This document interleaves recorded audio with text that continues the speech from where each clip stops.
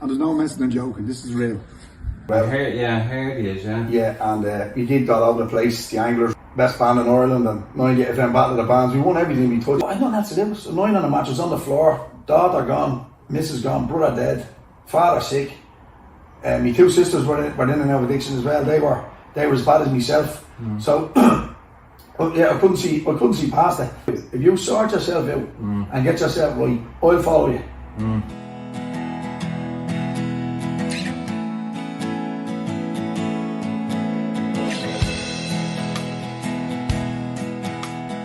How are you, Terry? Good to see you, my man. Good to see you, pal. Yeah, you too, mate. This is Kevin Reid.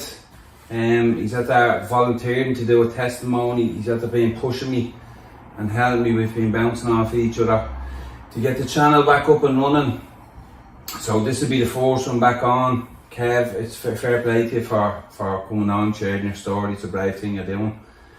If you want to start by telling us a little bit about where you're from, your age, where you're from, a bit about your life and your I'm 26. I'm 42. I'm from Cherry Orchard. I was born and raised up at Tommy Shop, Cherry Orchard. Yeah, grew up there, had a great upbringing. We grew up, we had horses, we had, my mother gave us everything. We had horses growing up. Yeah. Eventually then we got into the music. Yeah. And she built this shed at the end of the garden for us. Got a loan of a credit union, built us a lovely shed at the end of the garden to keep us out of trouble. Yeah. And we all learned instruments. We were in a band called the Slick Hippies. We done very well. I heard he is, yeah. Yeah, and we did all over the place. The Anglers rest, the Submarine. So you were young when that started? Yeah, we started, we were 14, 15. When we got out of the horses, started smelling ourselves and meeting women and stuff. My mother seen we were going a bit haywire, so she got us all bits and pieces for the shed, drums and guitars and that. Yeah. And just to keep us out of trouble. And we went and won best band in Ireland and 90 FM Battle of the Bands. We won everything we touched. And we had a great following and all. Yeah, I remember it vaguely. Yeah, vaguely. Yeah, the Slick Hippies. And we had three brothers, myself, my brother James, who just passed away before I went away and got saved. And my little brother Connor. And Jonathan. Connor was in it as well? Connor was the bass player, and then you had Jonathan Gore, he was the drummer. He was raised in my ma's house. He lived in my ma's house since he was a kid as well. Right. Like his parents lived across the road, but he never left the house. Slept and so always together. Yeah, we done great in the band and music and that, and as you know, with music and stuff like that, drink, start having a few drinks and that, and then lo and behold, cocaine came in. Everybody was at that time. So when were you around young when you started? The band started when we were 16. We really went out gigging. We were out 18. We went on to a few things on the telly and all. We were 18. Started gigging around the scenes and that, and we got a big following then. There's often 2 coachloads of people just to follow us around to different gigs and stuff. And as you know, with that, people are following us. People are bringing stuff along with them, and it wasn't long before. Party every day. Exactly. There was the shed at the end of my Masgar was like the VIP lounge every week, and every weekend it was. At the time, thought it was great, it was brilliant and all that. But then, fast forward a lot of years, my mother passed away. She was like the manager of the band. She passed away. Her and my dad and that. When my ma passed away, it kind of went a bit.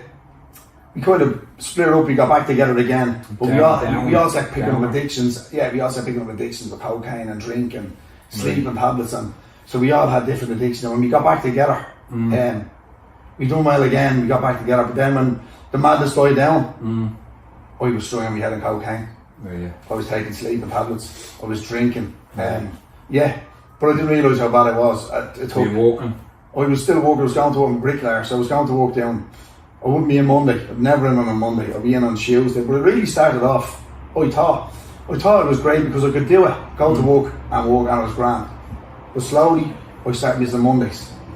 And some weeks I'd miss a Tuesday. My boss would be gone mad. So I was working 2 and 3 days a week just to get the money to pay the missus or the mother whenever I was at home.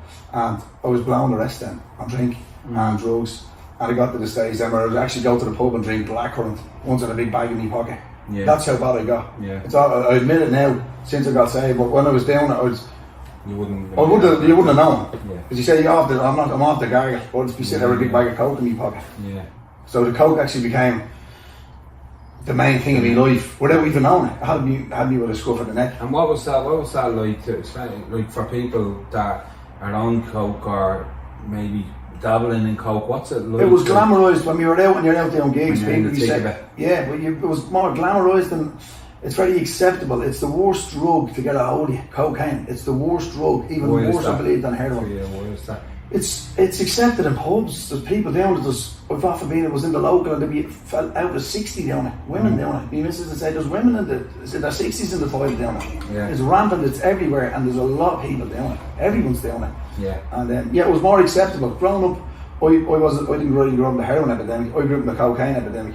But I believe anybody that did, and I went to see a doctor and have a chat about my addictions and stuff, and he said I have more sympathy with people because they can actually on heroin or on Physetone because they can actually go to bring their kids to school in the morning. They can go and get help, and they can get a withdrawal thing and all that. But for cocaine, there was nothing. Yeah. You just go on it for 4 days, and You hit don't rock want to bottom. go outside. You don't want to go outside the door. You can't leave the house, and twitching the curtains and hiding in the house, and yeah, you just hit rock bottom then, and there's no worse feeling on the planet. I couldn't wait to go away from it, to be honest. Yeah. Yeah. How long did that go on for, Kev? How long was that? Like, Bad. I was around 30, 31 when I really started. what time did you finish school? What school? How did you school? I done me junior cert. I done me junior cert, and I got straight into the brick lane. My uncle and my dad's friend signed papers for me to get me into Foss and brick lane. So I was 16 years of age, got me junior, what I needed to get me brick lane papers, and I jumped straight onto the building site then. Yeah. And so it was You were building and the music and it all. Building and music and stuff, and a nice few Bob would come out me time as a brick. He had a lovely van on the road, had everything going for me, and little by little these things start getting taken away from me. But I'd never say that's the cocaine or that's the alcohol. You wouldn't even notice. It was everyone else's fault. I was pointing around me saying that's his fault. Or someone would come and pull me and say, "Look how your head." I'd go to a certain deal belonging to the family, and a cousin would come and say, "You look how your head, you look." And I'd be calling them all the names under the sun. But he was the one that was the only one out of all of them that were honest. Because everyone that was coming to the Bible, you look great, you're a great singer, you're a lovely fella, you're the a loved man. ones were pointed out here. The loved ones and you fight with them. are a close friend, or the worst in the world, because they come and say, you're in bits, you're going around, your head is up your arse, you're going around, you're in a bundle, you're pale, you have black rings under your eyes, you're fighting for everybody.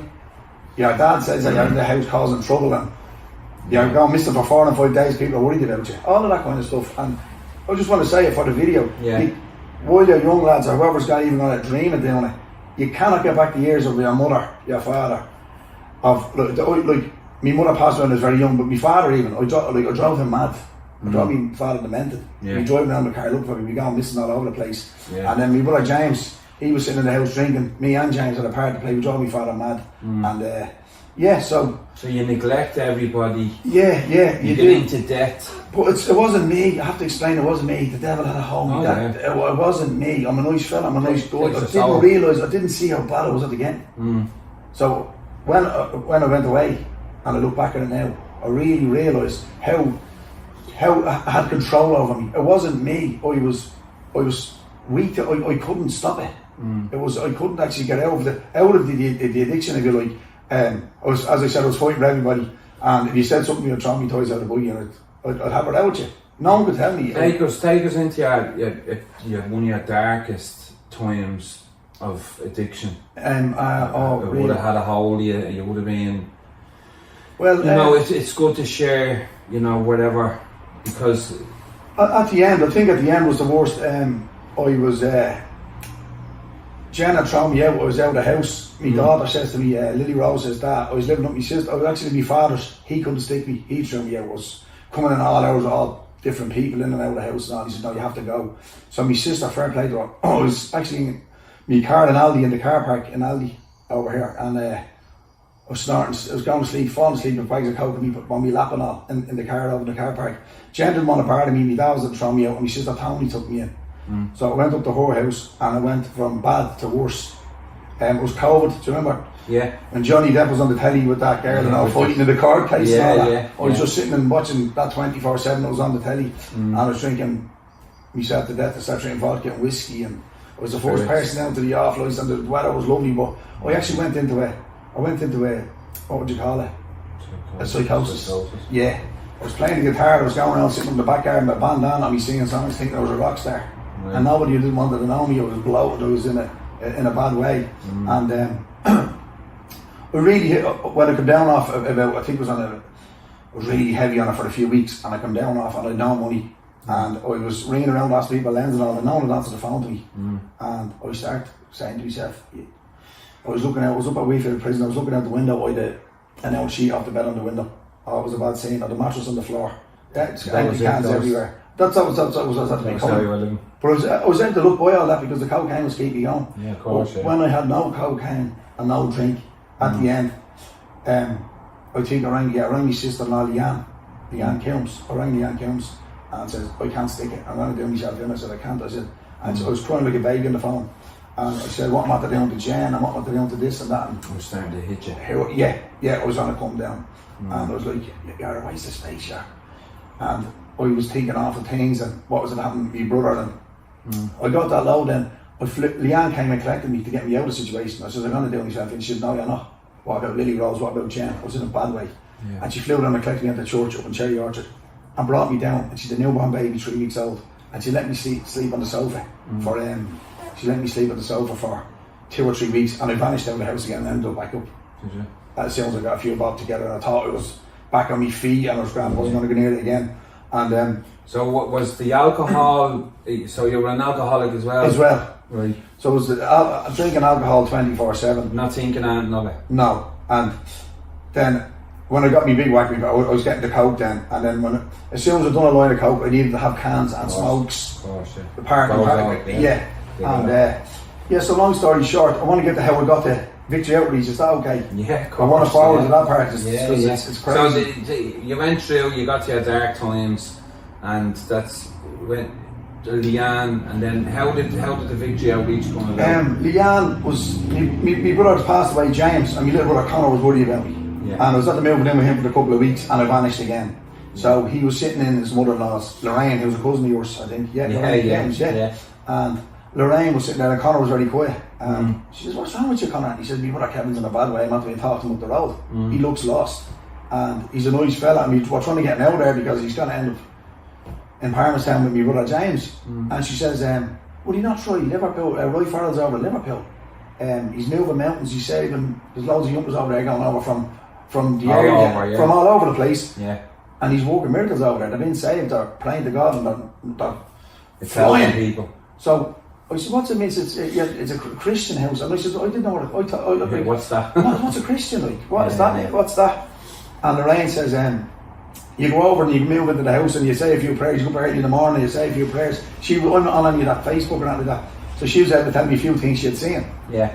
So Connor came up and said it to me. And I told him to get out of the house, mind his own business. Get out, so don't need any of this. Yeah. You're mad, get out of the house. You don't want to know when you're like that. I didn't want to know. So I think there was a little seed planted that day. Yeah. So I rang Connor back, I think it was later on in the evening or the next day or whatever. Yeah. Come up to me and talked to me and said, and he came up and knocked at the door and he walked in and said, I'm going away. So that was just that. Because I lay in bed that night. And the Holy Spirit was already working on me. He was already on me. And he was prompting on me. I was like, I have to go. I don't have to do this. Lying on the mattress on the floor, daughter gone, missus gone, brother dead, father sick. My 2 sisters were in and out of addiction as well. They were as bad as myself. So I couldn't see past it. Yeah.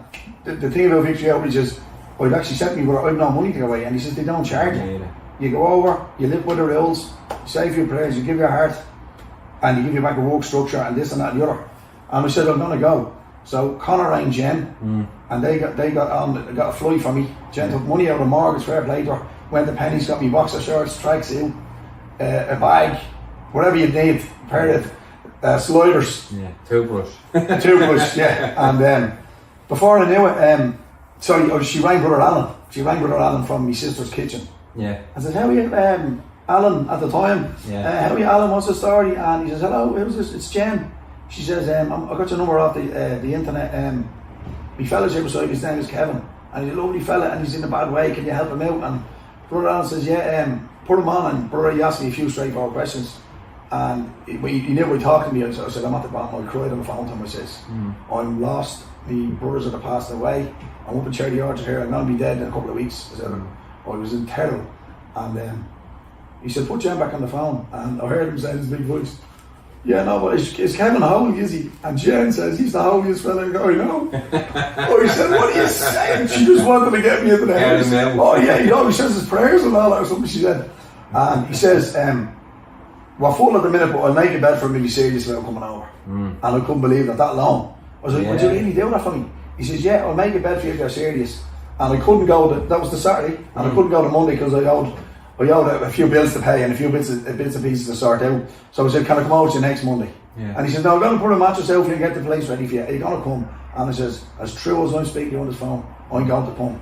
Yeah. And forward to the airport, I said to my sisters for the week, and my missus come up and collect me at 4 in the morning and brought me to the airport. And as true as God, it still gets me till now. She pulled up outside the terminal and jumped out with Lily, and the two were crying their heart out, so was I. And Jen says to me, whatever walk you do, if you sort yourself out and get yourself right, I'll follow you. And Lily will follow you. Whatever walk you're going to do or whatever you're going to, she says, because you're stepping out here. And it was like a dream. I went through the airport. I was never through an airport in my life without Jen. She does everything for me. I don't know where the passport office is. I don't know where I'd be running down that escalator like a madman. I got through on my own. It was like someone picked me up and brought me through. I got through onto the plane and I went away and I landed in Liverpool. My brother Ray collected me and brought me to Victory Outreach. Right. Landed you at the house. Landed me outside. Go on in there now. Yeah. Well, it is. So, how long did you stay there? How long did I last? Yeah. In Victory Outreach, I only lasted 2 weeks. Right. So when you went in, you obviously got touched by the Lord. Yeah, my brother, because that's what happened. My brother landed me in the house we went. It was a mad, rough place, and I said, "Are you sure this is the house?" And all. And my brother Ray walked up the driveway with me. We knocked at the door, and a chap Paddy opened the door and says, "Come in, brother Danny's upstairs. He'll be down to you in a minute." And my brother sat in for 5 minutes. Didn't know what was going on. I went in. I could feel the peace in the house, and I walked in. I walked into the sanctuary. Yeah. And I walked in. I'd never met a Christian. Paddy was the first Christian I'd ever seen because he owned the Dorothy. And I walked in and I said, I don't know what I'm doing here, but I know I need to be here. I know, something had told me, you've nothing to lose. There's no going back. My family, my brother's passed away, my dad's not well. There's nothing back. There was nothing. It was like the Lord was at the shutting 10 doors and opening this one door. Yeah. And take that or else. Take that or else, yeah. You're on your own. Yeah.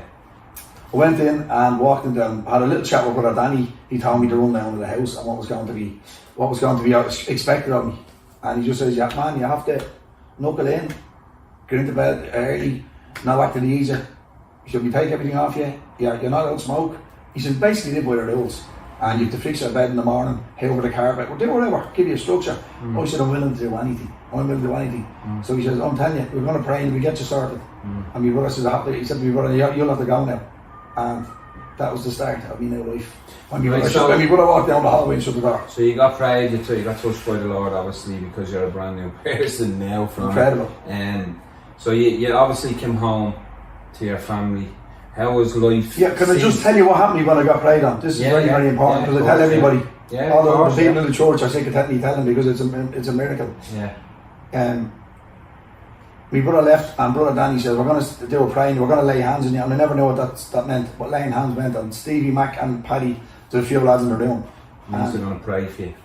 Lay hands on at the time, so he put the hands on my shoulders and says, what do you want? Tell the truth, what do you want? There's no one listening, there's nobody here now, you can let it all out, Lord, what do you want? Yeah. And I went into a cry like a child. And I says, I can't stick life anymore, I can't do this on my own.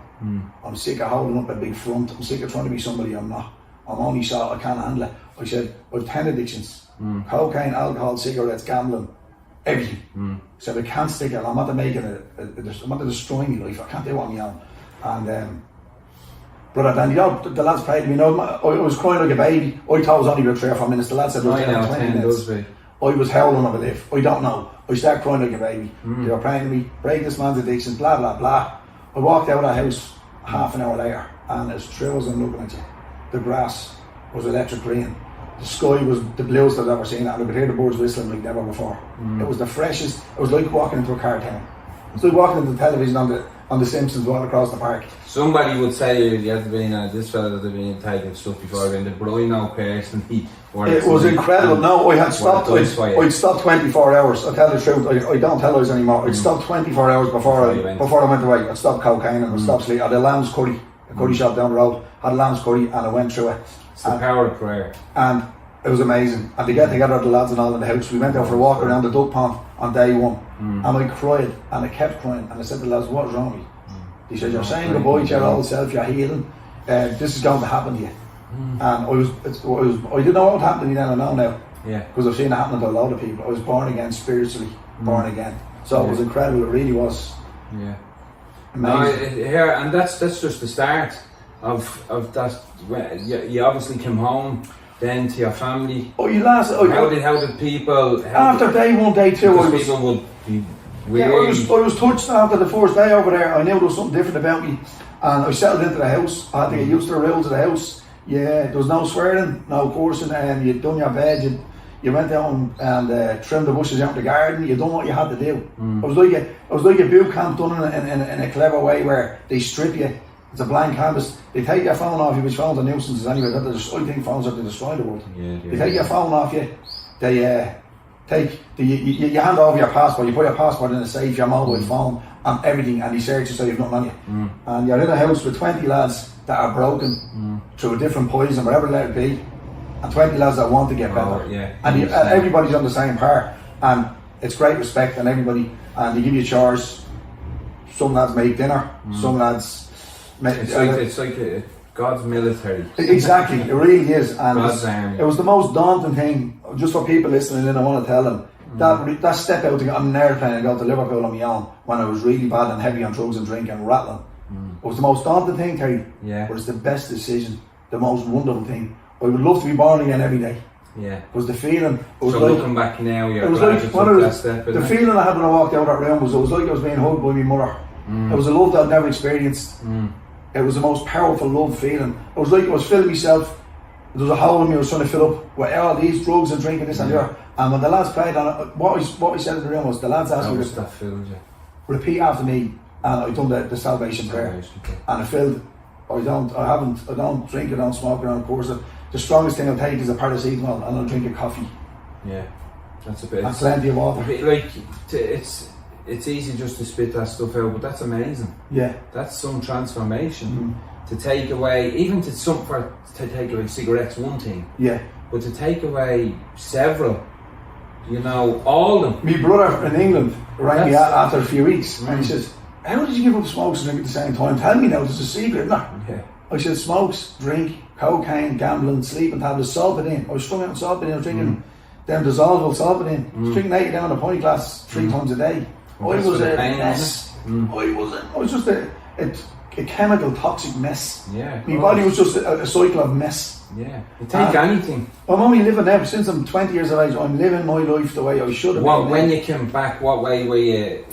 People would have been there. Okay, here's another good story. I came back and Jen. People were saying, "What are you doing?" Yeah. Jen seen me. When I came back, Jen seen the way I had changed. I didn't notice it, but Jen seen the glow off me after coming back from this house. And I was over in the Memorial Park across here every morning at 5:30. I bring my Bible under my arms, a mini Bible, and to keep in with because I was only getting saved, and I was like, "This is a miracle." All I have to do is read the Bible and pray to Jesus every day. Isn't it better than knowing Frank, Tommy, and Jackie 30 or 50 or 100 and running around like Tom, Dick, and Harry after your life chasing your tail? So I said, "This is great." So I got home and I was lying in bed after 2 days in bed. Day 2. So I was home one day, day 2, and my brother rang me. Yeah. And lo and behold, he walked into the back of the galley. Right. And he bumped into Pastor Noel, who was in Liberty Church over here. Right. And Thomas Carney, Royal Thomas. Right. And Pastor Noel was at the being praying for me and my brother, but unfortunately my brother died. Connor had asked him to pray the year previous, met him in the gym. Right. And Pastor Noel never stopped praying for me and James, even though he hadn't met us. Right. And he says, "How are you, Connor? A long time no see." And he goes, "You're not going to believe it now." No, it's what? He said, "My brother Kevin come back from victory. He's down there, he's like Jesus." He said he's walking around really quiet and calm. He's got something over him. Yeah. He doesn't course anymore. No, straight away. He said he doesn't take drugs, he doesn't drink, he doesn't want like that. He's got a real nice mannered, and he was only away for 14 days and nights. He said, "They're coming back, they're doing something." He said, "Changed." And my little brother had to accept it. My little brother, If you put him on a first come back, he was like, I'll see how long you last, see how long. Of course, you know. I still don't drink, I still don't smoke, I still don't curse, I don't put up a cursing. Someone F's at me, I say, don't curse at me again, it's not nice. Yeah. And before I had the most ferocious tongue, and we do hampers with the church, we help out, Yeah, we help anybody that's in need, we go and try and help out. And for the years before I said, I took. Of course, yeah. And not that wasn't that mean of a person, No. but I never really got feeling like thoughts for anybody else. Yeah, it's the addict in you. Exactly. So he says he's like Jesus down in the house down there. So Thomas Carney got on the phone and says, Kevin, we have a little church over here called Liberty. It's a family church. That's past the now. Come over. Don't jump off. He says, don't be on your own because there's not enough Christians out there. Yeah. So I went and the morning prayer the next morning. Pastor Noel has morning prayer every morning in his house from 6 to 7. And I went down and got introduced to them greatest, nicest people I've ever met in my life. Right. Noel and Sharon. So that was a massive help. Because when I was on the boat on the way home after 2 weeks saying, I knew I was at the being saved and I was a miracle, I was like, how am I gonna? I'll have to travel back up to Liverpool to get that feeling again. And it was only when Thomas rang me, he said, no, there's Christians in Dublin as well, Kev. Yeah, and you can join us. Yeah. So I haven't looked back, I'm still a member of Liberty. I'm going to write a few songs. I wrote a song called You Save Me Jesus, so I let you hear it. Brilliant songs. We're going to be sharing the songs for Kev. Yeah, I wrote a couple of songs. Get them out there. Yeah, so I went from singing in a rock and roll band and now I'm singing about brilliant. God and about Jesus and about being saved. Yeah. And what happened. So any lads are out there, don't be afraid to take the step out from your bedroom, or don't be afraid to speak to people, or go away. And when I first was going away for it, and when I first got back, some people would be afraid to say, oh, he's a Christian. No, I told everybody, I still tell everybody. If I'm in the sauna, my missus looked at me saying, there's only certain people you should be telling something. I tell everybody that I'm a Christian, I'm born again, and that Jesus saved my life. Because I had 10 addictions, and the deal he done with me was, if I break the 10 addictions, and I give you back your wife, I'm getting married in 6 months in Italy, by the way. Praise the Lord, thank you, Jesus. In Lake Garda. But the deal I done with him was, give me back my life, and I'll tell everybody about you. That was the deal that in my little simple way, I told all the lads in the house, if I break all these addictions and I walk home to Valley Farm with nothing, I'll tell everybody about Jesus. And it's 2 years and I haven't stopped. So that's 2 years now, you're in the church. 19 months. Yeah, what else are I'm in it. Yeah. You're working? I'm working, I'm a bricklayer, I do work as a bricklayer. You're back in with your family? I'm back in with my family. As I said, we're getting married. We're doing all the wedding invitations and all out now, it's great crack. We're getting married on a pier in Lake Garda. A big massive wedding. Where's that? It's in Italy, in Verona in Italy, beside Venus. Right, so Venus, everyone needs to save a few quid, isn't it? And yeah, so it's hard to believe 19 months ago, it was only my sisters were at bus fair. And now I'm getting married, I have everything going, and it's all through Jesus, it's all through the Lord. And people might look and say, and people that know you, Kev, will see, and they see it probably on a daily basis, the transformation on a weekly basis. Yeah, it's undeniable. Like, exactly. People are coming, and some people approach me, and like a couple of lads out of the job or whatever, or people approach me and say, you must be so proud of yourself, eh? Like how? And I'm like, no, I'm just grateful. I'm grateful for it. Because I was in such a bad place, I was so scared, I was terrified. Yeah. Because I had addictions that I couldn't stop, I couldn't get rid of them. I was like, I'm done. I can't. Your next meal was probably, doing something. Yeah, damage of 100%. I was taking handles of tablets and all, and I was waking up and one night I tried to do it, and I was all sick on my pillow. I couldn't even do that to myself. I hadn't got the bottle to do anything else, so I was trying to take the selfish way out, leave Lily Rose behind, and it crushes you. It crushes your spirit. It crushes your everything. It leaves you in a dark place. I know exactly what it's like, but just it's an amazing transformation, and just from you taking that step, some people need a year, some people need, a touch of the Lord, like yourself, that you got in Victory Outreach. Well, I went in, I was smashed, I was broken, and I surrendered. I got on my knees and says, whatever you can do, well, I'm willing to do. It's great that you're able to sit here and tell your testimony. And I'm sure a lot of people go over for a couple of weeks and come home and go back to the normal way of living or whatever. Of course they do. It was different with me. I was touched, because if you go in there half-hearted and you go in there like these and having a smoke, I remember when you were over there, I talked to you for a minute, but when you see people one day and then you see them go, you're like, oh, God. Do you remember I was there? I was on day 6, we went to the church on Shea Road, and you coming around the back, a baseball cap on you, in a little white van, and I seen you pulling in the car, and I made a beeline, because the way it was in there was like, you weren't allowed, accountability, you know. Yeah, of course. Because you have to stick together, and you can't be going over tormenting people in the church and all. But I seen you and I said, hey. And you sat down, you put your arm around, and never forget it. And this was only day 5 of the start of my new life. Day 5 into this new home was starting to feel good. Better. Yeah, and the thing about it, I was withdrawn in my sister's house before I left. But when I got there and I settled in, I wasn't withdrawn. I was okay because there was a power over me. It's hard, but I said to you, Terry, I'm not being saved. Something happened down my house. Can't explain to you. And you looked at me and I was like, no, bro, I know the story. I know what it's like. I know what it's like. And I said, the only thing is, it was day 5. I said, I don't think I'm going to stick all of Christmas here now around my daughter. And you says, don't be doing months, do days, man, do weeks. Yeah, it's hard when you look too far ahead. That's what you said. You can't. Don't be concentrating all the way down the road. Just concentrate today and tomorrow. Yeah. And the next 24 hours. Yeah. But it is hard, but it's designed to be hard. Yeah. Because we're outside, we go where we want, we do what we want, we speak how we want, and we're wild. And when it's all stripped from you, you feel, I was saying, Brother Alan, is there anybody ringing from home? He said, no. Brother Danny, did me brother ring you? I need only 2 pairs of boxer shorts left. Yeah. Is there anybody wash them. Yeah, is there anybody ringing from home? And he was like, no, nothing at all. I was like, is anyone ever get me? Yeah, that's a lot of people. Little did I know, the big WhatsApp group called Kev's Getting Well. Yeah. And those messages getting forward. Yeah, he's still over there, he's on day 5, he's on day 6. And that's what people don't know.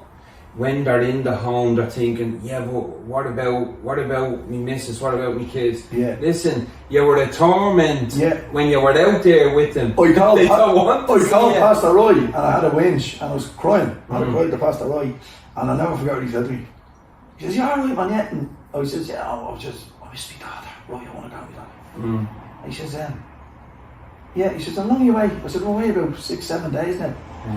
He says, to be honest with you, he says, I know. He says, a lot. He says, you're away but the sound you're away for the last 15 years. He says, you might have been in Dublin in your body, but you weren't there in your mind. Yeah. And it just hit me. Yeah. Because I was around Lily every day of my life, but it wasn't me. No, the drugs. I was just drugged and drunk and sleep. I was always on something. I'd give up the coke for 2 weeks, but I'd double up on the sleepers or be drinking. Do you know what I mean? Yeah. And but Pastor Roy said that. He says, you were there in body, but you weren't there in mind. So he said, give it another few weeks over here. You're all right. See, people, when you have to sit and you're going through that, you have to sit with yourself and you have to. Yeah, you're just thinking, and you're like, oh, can I write a letter? Will they talk to me?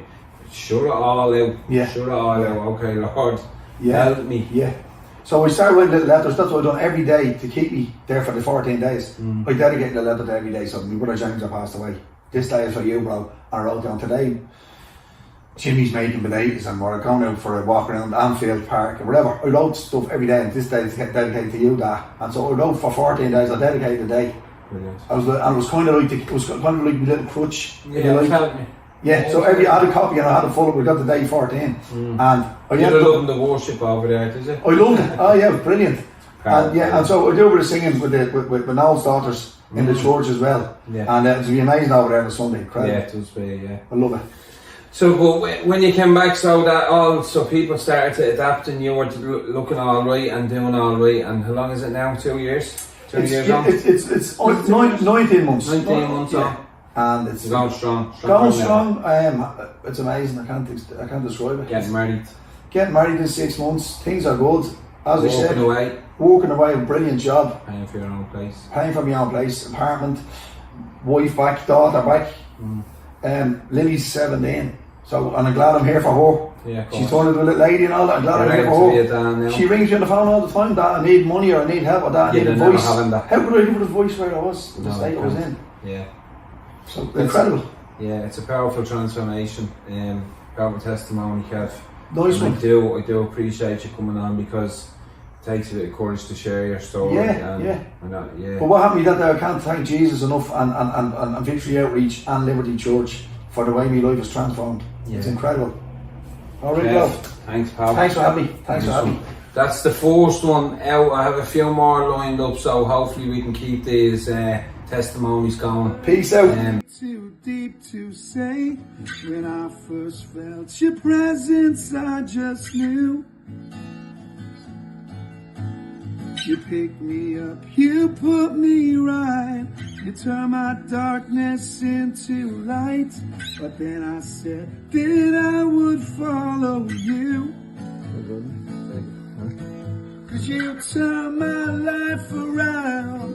Picked me up when I was down. You saved me, Jesus.